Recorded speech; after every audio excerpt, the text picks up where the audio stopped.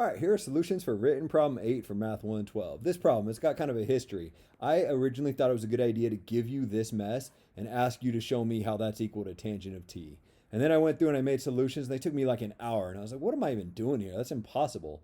So what I decided to do instead is solve the problem on my own and then just ask you to explain what happened in each of these different steps. This mess is equal to tangent of t, but my question is why? Like, how do you know they're the same? Well, line 1's the same as line 2, and line 2 is the same as line 3, which is the same as line 4, and so on. Yeah, but why don't you explain how? That's sort of the idea.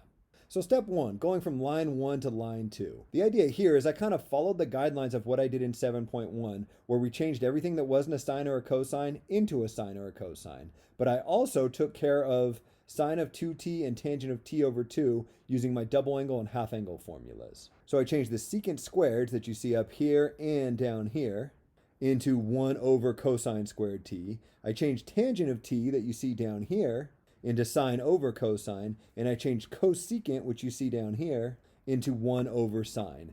And then I also used my double angle formula on sine of 2t, which appears up here, to change that into 2 sine of t cosine of t, and my half angle formula on tangent to change tangent of t over 2 up here into sine of t over 1 plus cosine of t. And in case that wasn't enough, I used my Pythagorean identity on this sine squared t minus 1 up here to change that into negative cosine squared t over here. Wow, a lot of work in the first step. In the second step, all I did was I took all these fractions inside fractions and I flipped the denominators so that I could divide the fraction. So like this sine over cosine changed into cosine over sine. This 1 over cosine squared changed into cosine squared over 1. And then when I was flipping those upside down, some stuff canceled out. For example, this cosine of t ended up on the top, so it canceled with one of the cosine of t's that was up on the top. This sine of t right here down on the bottom canceled with this sine of t that's up on the top, and this 2 that I have up in the numerator here canceled with this 2 down in the denominator, and I think that that was all that I did to get down here to line 3. For line 3, all I did was get common denominators. I took these first two terms and found a common denominator between the two of them, which was sine of t times cosine of t, and then took these next two terms and found their common denominator, which was 1 plus cosine of t times sine of t. After finding common denominators between this pair and this pair, that left me with two fractions. The next step was to find common denominators between those two fractions. Notice that to do so, this had a sine and a cosine, whereas this had a sine and a 1 plus cosine. So this one was missing a 1 plus cosine, and this one was missing a cosine. So here's the 1 plus cosine times the old top over here, and here is the cosine times the old top over here. And that whole thing is over the product of sine, cosine, and 1 plus cosine, which is what you see down here.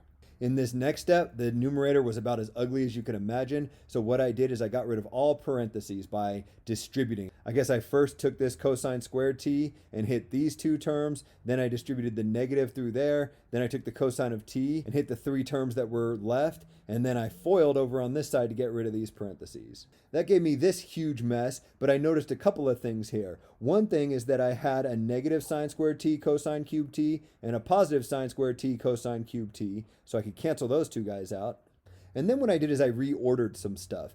There we go. There's where all the remaining terms went after I canceled out those two guys. The reason I reordered them is so that I could factor. 1 minus cosine to the fourth t is the same as 1 minus cosine squared t times 1 plus cosine squared t. So these first two terms turned into this product here. These next two terms, I noticed they both had a cosine of t in common, so I factored that out, leaving just a 1 here and a negative cosine squared here. This last term I left completely alone. That factoring was really beneficial because 1 minus cosine squared t shows up here and here, but thanks to my Pythagorean identity, 1 minus cosine squared t is the same as sine squared t. So I guess I used that twice. I used it over here to change that into this sine squared t, and I used it over here to change this into this sine squared t. The nice thing about this ninth line is each of my terms has sine squared t in them. So what I did is I factored out that sine squared t, and then I canceled one of them with this sine of t down in the bottom, and the other one I left sitting right here. At this stage, I was pretty close to done. To get from line 10 to line 11, I just noticed that I have a cosine squared t and a negative cosine squared t, so those cancel. And now we can finally see the light at the end of the tunnel. To get from here to here, I canceled out the 1 plus cosine of t's in the top and the bottom, and that left sine over cosine, which is just equal to tangent. Just to be really clear, this is certainly not something I would expect you to be able to do. If I give you, when I give you something like this on your quiz, it'll be 1,000 times easier. This level of algebra is absurd, and I would never ask you to do this on any sort of a testing situation. I didn't even want you to work this out in like a homework situation, but I figured maybe if I worked it out for you, it would be good practice for you to try to follow somebody else's algebra, even if that algebra is a little bit insane like it is in this problem.